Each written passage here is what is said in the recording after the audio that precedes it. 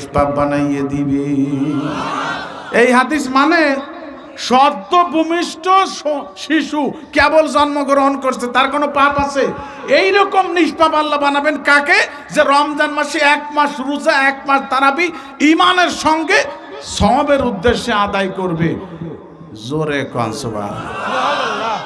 এর সাথে আর কি সুখবর আপনারা শুনবার চান গুনাহ মাফ করানোর জন্য? কিন্তু আমাদের দেশে এবছর দেখেন, এবছরে কি হবে জানি না, বিগত দিনে আমরা দেখছি 100 জনের ভিতরে 5 জন লোক রোজাদার নাই আমার সমাজে। কথা কন। আল্লাহ পাক শরীর সুস্থ রাখছে, ভালো রাখছে, যুবকেরা প্যান্টের ভিতরে হাত দিয়ে ঠ্যাং নাচায় বেড়াইতেছে, ইয়ার কি করে বেড়াইতেছে, আর দিবালোকে প্রকাশ্যে বিড়ি খাইতেছে। আমাদের বাজারে রমজান মাসে কতবার দেখি এক দোকানদার প্রকাশ্যে বিড়ি খাইতেছে, মুসলমানের ছেলে হইয়া।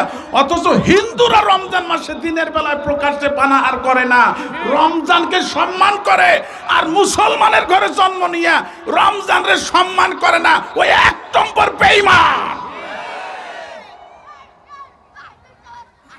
আমার ভাইয়েরা,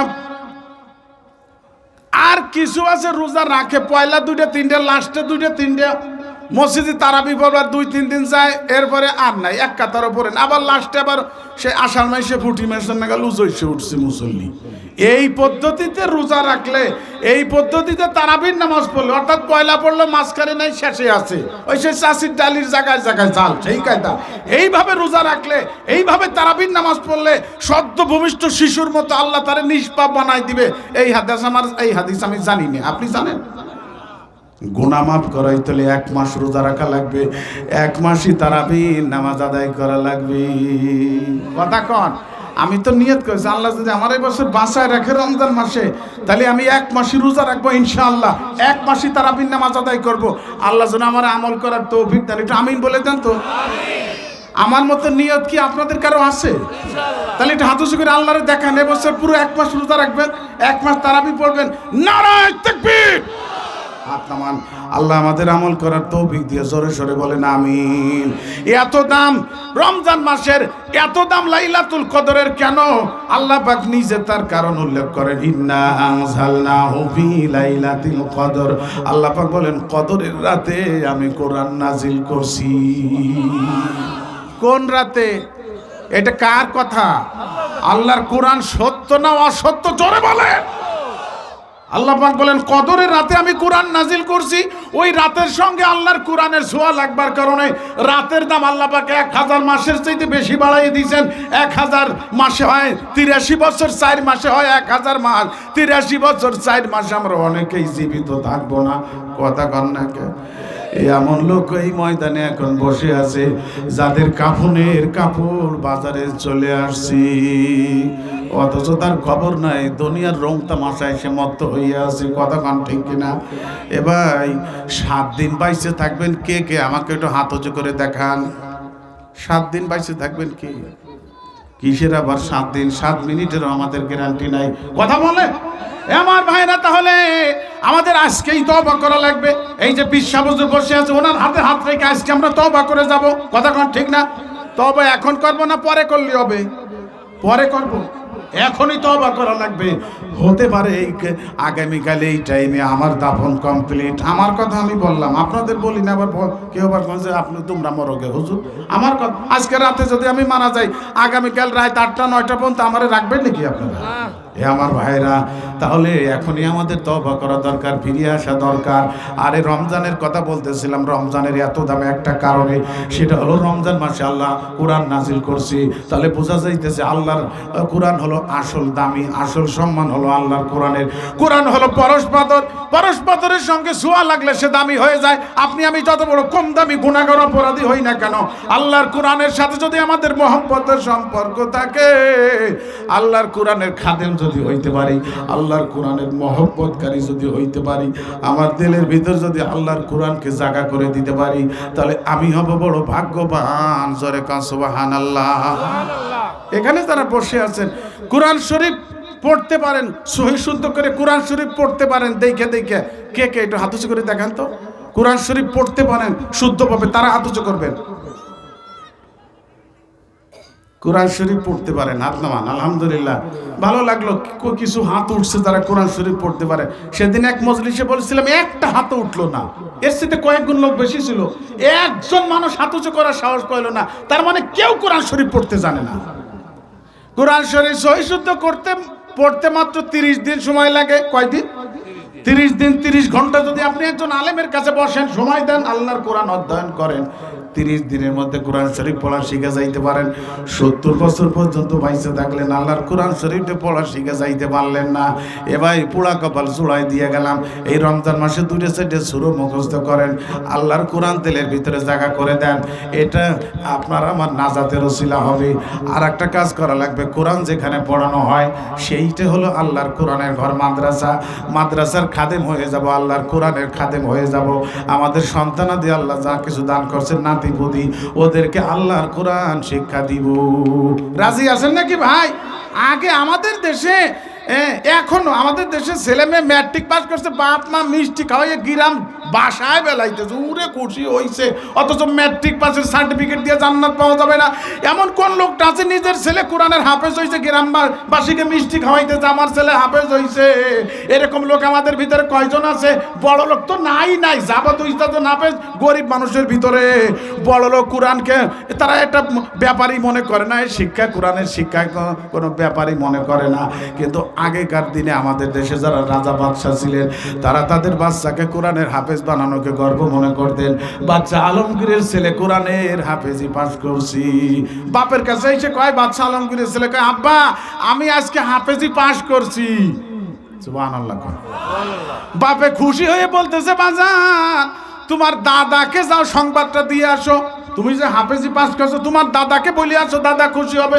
দাদা হলো বাদশাহ জাহাঙ্গীর, তার কাছে চলে গেছে ছেলে নাতি, যে বলতেছে, দাদা আমি আজকে হাফেজি পাস করছি, হাফেজ হইছি। দাদা মুখখানা বেজার করে বসে রইল, একটা কথাও বললো না। ছেলে মনে কষ্ট পাইছে, ফিরে আসছে বাপের কাছে। আসে কে, আব্বা আমারে কি জন্য পাঠাইলেন দাদার কাছে? কয় আমি যে বললাম তো দাদা আমি আজকে হাফেজি পাস করছি, সে আমার একটু দোয়া দিবে, একটা পুরস্কার দিবে, খুশি হবে। তা কিছু না, সে মুখ বেজার হয়ে বসে রইল, একটা কথাও কইলো না। আমারে কি জন্য পাঠাইলেন দাদার কাছে, আমি মনে কষ্ট পাইছি।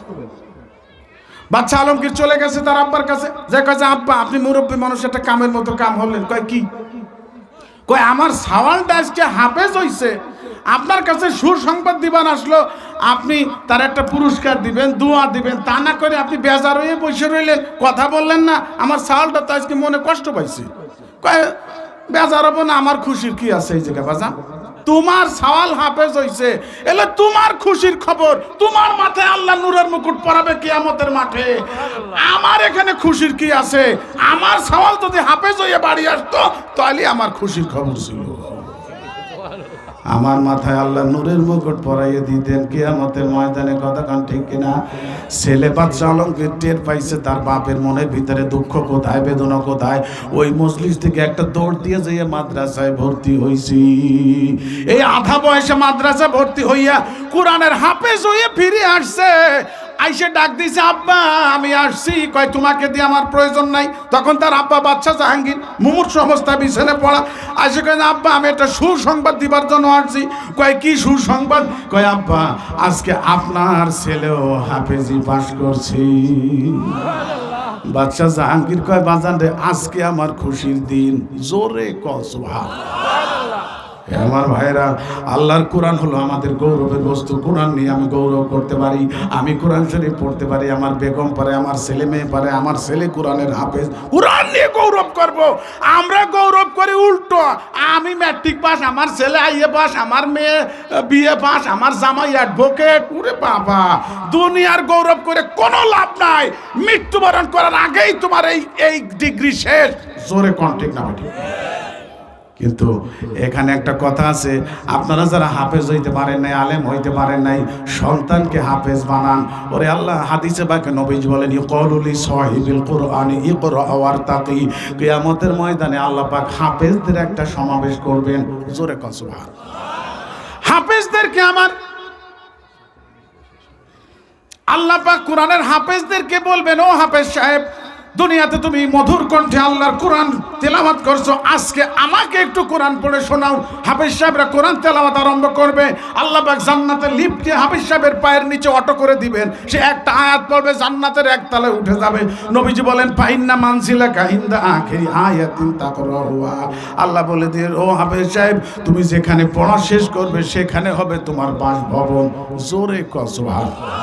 তাহলে বোঝা যাইতেছে কোরআন শরীফে যে কয়টা আয়াত, জান্নাতের বিল্ডিং হলো সেই কয় তালা। কোরআনের হাফেজ জান্নাতের সর্বোচ্চ তলায় থাকবে, কিন্তু হাফেজের আব্বা মা যারা এ ভাই তারা হাফেজ হয় নাই, আলেম হয় নাই, তারাও জান্নাতের সর্বোচ্চ তলায় থাকবে, তাদের বাসভবন হবে। কারণ ছেলে যেখানে থাকবে বাপ মা সেখানে থাকবে।